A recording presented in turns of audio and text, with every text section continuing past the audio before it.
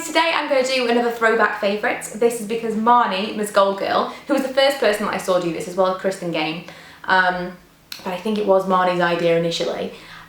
She did one this month and I watched it yesterday and I just thought, I'm going to do another one. It was really entertaining. You guys have asked for one since. I haven't done one maybe even this year. It was just more prep than my average video and more editing, but it's really fun to look back on products that you once put in your favourites, you once really enjoyed and wanted to talk about. Where are they now? And I think that that's what Marnie called it now. Where are they now? But I'm gonna stick with throwback favourites.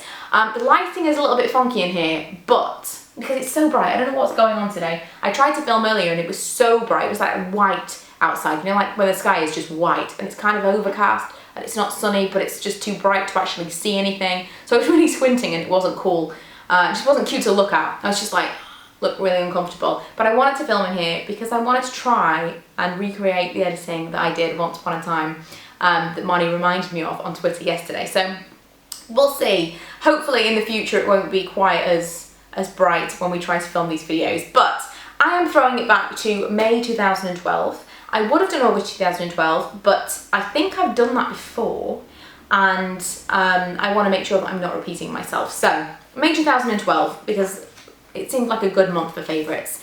Now, as I was going through it, because I've written them all down and I've kind of made some notes on what I did and didn't like, because I rewatched the video, what I did and didn't like and what I've replaced them with. It's kind of funny because most of my favourites that month were skincare, and I just did a skincare video. So if you want to see what my current skincare is, I will link that video below, my kind of current routine. Because basically everything that I was talking about has been replaced with things in that video, but I'm going to run through it and talk about how I feel about the products. I did love them. The first favourite in May 2012 was the Clarisonic. I did want this so bad, and when I first got it I was really underwhelmed. I didn't think it was that great, and then after using it for a few months I was completely converted. I thought it was the most amazing thing ever. In hindsight, I think what it really was it was a bit of fun. It was making exfoliating more interesting. It was making me do it every day, and it was just the action of really thoroughly cleansing my face every single day that made my skin amazing.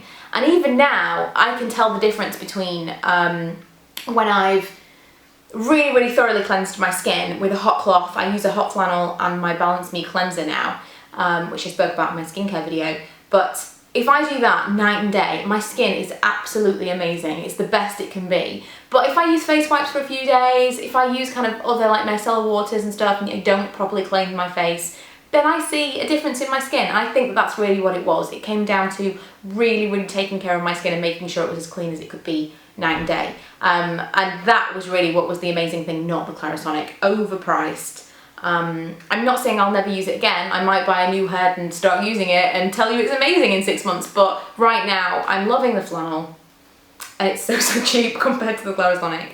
The next thing was the Soap & Glory Fab Pore Facial Peel, which is still one of my favourite face masks. It's one of the only ones that I find actually does affect my pores. Obviously you can't shrink your pores, you can't get rid of them.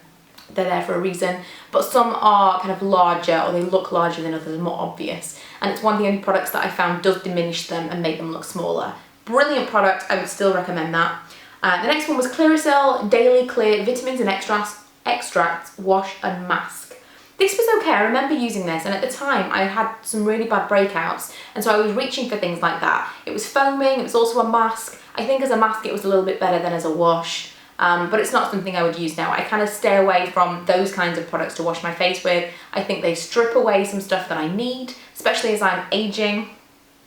You know, I am starting to see signs of aging and all that stuff, and so I want to put as much moisture back into my skin. I don't want to strip it of everything, and I have to kind of be cool with the oil. The next thing is Soap & Glory's Make Yourself Youthful Serum. This was really nice. I used to love Soap & Glory skincare, and recently I've tried some of it and it's just changed. They've changed the scent of it. Everything used to just smell so yummy and everything was really velvety. The closest thing I would say that I have now to this would be the L'Oreal, I think it's called Perfection Skin Perfect, the pink serum. Really nice, velvety, and just, it kind of absorbs, but it leaves a little bit of something that makes your skin feel so nice. And that's probably what I would use instead now. I don't even know if they do this Make Yourself Youthful serum anymore. I definitely haven't tried the new version of it, but it's not something that I use. I actually don't have a current serum that I'm using. Probably oils and stuff would have overtaken that right now. The next thing is the Clinique Anti-Blemish Solutions Moisturiser. This was nice. I was just basically using this up, and I did come to like it, but it smelled horrible and it tasted horrible, as I even mentioned in that video.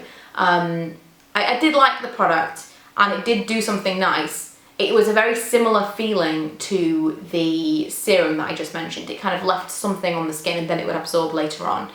It was very velvety to the touch, but I just didn't like the overall experience of using it. And I've continually used my Clean and Clear Dual Action Moisturiser, which I even mentioned in that video. I said I wasn't sure whether it was worth more, or considerably more as it was, than my Clean and Clear one. And 3 years later, and I'm still using the Clean and Clear, so that is my spot treatment of choice, and it's really unchanged since, gosh, maybe 15 years I've been using that, which makes me sound 100.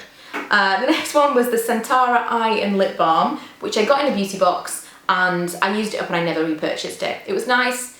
It was just like, it was a really strange consistency. It was kind of a thin balm, but you could use it on your lips or around your eyes. I've never been super consistent with an eye cream. At the moment I'm using the Sanctuary one, the peptide one that I mentioned in my previous video. I do really like that. It's quite thick, totally different texture to that one. But I've never really had a holy grail eye cream, so I can't tell you I'm still using one from 3 years ago because it's not going to be true. One funny thing was, in this particular video, I had just purchased the Caudalie Beauty Elixir, which 6 months ago I would have told you I really like the scent of it. I like to have a bottle in. If I want to feel a little bit refreshed or a little bit pampered, I absolutely love it. Now I consider it a part of my beauty routine. Absolutely love what it does to my skin. There's something in it that definitely helps keep me balanced, and I really like it. After my skincare video, a few people recommended the Boots Botanics, I think it was the rosemary facial spritz. I'm going to try that, because if I can find something that does the same thing for a lesser amount, because it's so expensive, and I only repurchased one maybe a week or two ago, and I'm already a third down the bottle, because you get really spritz happy. So I'm definitely going to try that one. If you have any other recommendations, I do like the vitamin E one from Superdrug, but that's a moisturising spritz, which is a totally different product. I do really like it, but it's not the same thing. It's not going to replace it. But yeah, if you have anything that you think is similar to the Caudalie Beauty Elixir, I would love to hear from you, because I really do love that one.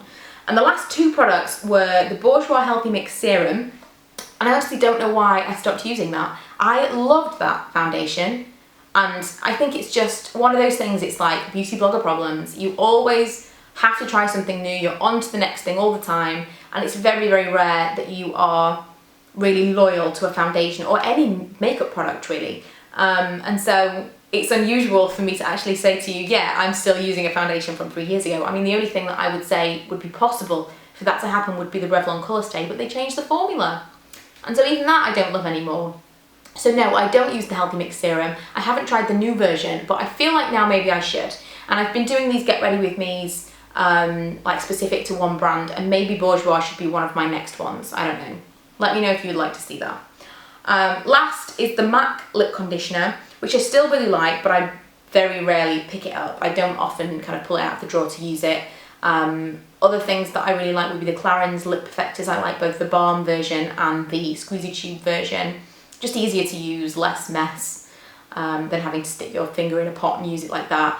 And the Lana Lips Rhubarb, which is a very similar colour to the Petting Pink that I had from MAC.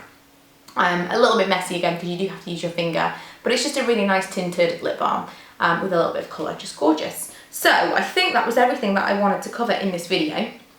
They were all my throwback favourites to May 2012, what I thought about them and how I've replaced them if I have. Like I say, you can check out that skincare video because it was skincare heavy, this particular favourites. But if you would like to see more of these, let me know. I won't do them on a monthly basis, but as and when I feel like I find a really good throwback video to cover, when I think it's kind of relevant, I might do a winter one, then let me know when I will do that. And that's it for this video. I did want to cover quickly because this week's going to be a bit different. It might be different, I don't know yet, but I kind of want to talk about it in this video before they happen. There may be 2 sponsored videos this week, sorry, because it's been 2 things in the works that have been like delayed and delayed and delayed until they're basically going to be next to each other, which I don't like to do, but I wanted to mention it. It's not something I like to kind of have them a little bit spread out because I know not everybody likes sponsored videos. But I just kind of wanted to warn you that was going to happen. That doesn't mean that every single video coming up is going to have ad in the title, but I just wanted to tell you that that was going to happen. One of them will hopefully be a get ready with me with 17 products, which I'm excited about. I just need to pick up some other bits and pieces to round out that video because I haven't got everything from the brand yet. And another will be some beauty dilemmas. So hopefully you enjoy them anyway. Also, there has been a little something put out by the ASA about advertising and YouTube and stuff. So in case you see a lot about that, because there's been a lot in the news, the main thing that's kind of come from it is that people were a little bit overzealous, or how I'm reading it, people were a little bit overzealous with putting ad in the title of a video, since it would appear that it is only an ad, it's only an advertorial if they have had creative control of that video. So if you, you know, if someone sends you something and says put this in the video, or someone says, you know, I want to see the video before it goes up, then it's an ad. Whereas anything where they've just kind of paid you to make a video and you've made it and that's that, then it's not an ad. It's still sponsored, still needs to be clear that it's paid, but it's not. So you may see some differences with people's videos. I'm gonna just keep doing it how I've been doing it. I told you guys, if I'm paid to talk about something, it will say ad in the title, and so it will. But there have been some kind of discussions about it. It just seems to be that they've brought it up and everyone's gonna be really unclear about it again. But I want you guys to know that the video that I made, which is always linked in my information bar, about sponsorship and how I feel about it and what I'm going to do moving forward to make it as clear as possible for you guys when I'm being paid to do something, is unchanged. So the fact that they've changed things slightly or tried to re-clarify, which has just made things muggier, hasn't actually changed how I'm going to do things. So I hope that that clears some things up for you if you had any questions about that, or at least about me and YouTube sponsorship. And yes, I hope you enjoyed this video. Don't forget to go and check out Marnie's video, it was really good. And if I remember, I will link it below. If not, she is just Ms. MS Gold Girl here on YouTube, and check her out and subscribe while you're there. And I will see you guys in my next video. Bye!